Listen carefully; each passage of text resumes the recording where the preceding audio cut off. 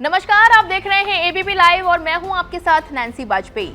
लोकसभा चुनाव के लिए तीसरे चरण की वोटिंग 7 मई को होनी है। इस चरण में कुल 1351 उम्मीदवारों की किस्मत का फैसला वोटर करने वाले हैं। इस रिपोर्ट में हम आपको इन उम्मीदवारों की कुंडली बताएंगे, यानी किसका किसका क्रिमिनल रिकॉर्ड है, किसके पास कितना धनबल है, कौन दागी है और कौन करोड़पति है। तो चलिए शुरुआत करते हैं क्रिमिनल रिकॉर्ड से। कुल 1351 उम्मीदवारों में से करीब 18% यानी कि 244 पर आपराधिक मामले दर्ज हैं। इसके अलावा 172 पर गंभीर आपराधिक मामले दर्ज हैं।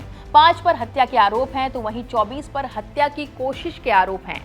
38 पर महिला अपराध के आरोप हैं। 2 पर बलात्कार के आरोप हैं। 17 पर हेट स्पीच के आरोप लगे हैं, तो वहीं 7 दोषी करार हैं। वहीं तीसरे चरण में उम्मीदवारों के पास कितनी संपत्ति है वो भी आपको बताते हैं। 391 प्रत्याशी करोड़पति हैं, यानी कि 29%। 13 अरबपति प्रत्याशी हैं। प्रति उम्मीदवार औसतन संपत्ति 5.66 करोड़ है। वहीं अगर हम तीसरे चरण के सबसे अमीर प्रत्याशी की बात करें तो भारतीय जनता पार्टी की दक्षिण गोवा से उम्मीदवार पल्लवी श्रीवास डेम्पो सबसे अमीर प्रत्याशी हैं। उनकी संपत्ति करीब 1361 करोड़ बताई जा रही है। वहीं तीसरे चरण में कौन कितना पढ़ा लिखा उम्मीदवार है उसका डेटा भी सामने आया है, जिसके मुताबिक 639 प्रत्याशी 5वीं से 12वीं पास हैं।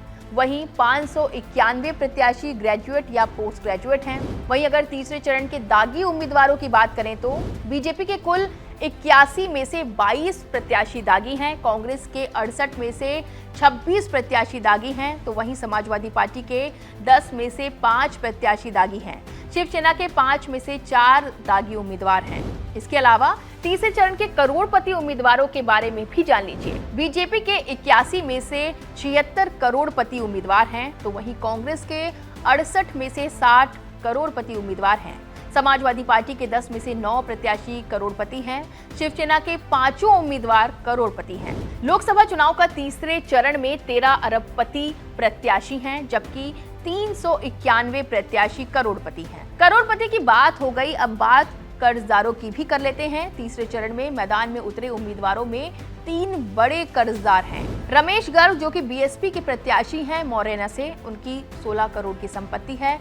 उन पर 351 करोड़ का कर्ज है। वहीं बीजेपी के सांगली से प्रत्याशी संजय पाटिल के पास 75 करोड़ की संपत्ति है। उन पर 53 करोड़ का कर्ज है। जामनगर से बीजेपी की प्रत्याशी पूनम बेन मदाम, उनके पास 141 करोड़ की संपत्ति है और 53 करोड़ उन पर कर्ज है। ये तो रही तीसरे चरण के उम्मीदवारों की कुंडली। चुनाव को लेकर एक खास बात ये भी है कि उम्मीदवार चाहे जितना अमीर हो, बात तो गरीबों की ही करता है। फिलहाल रिपोर्ट में बस इतना ही। तमाम छोटे बड़े और चुनावी अपडेट जानने के लिए आप सभी लोग बने रहिए एबीपी लाइव पर।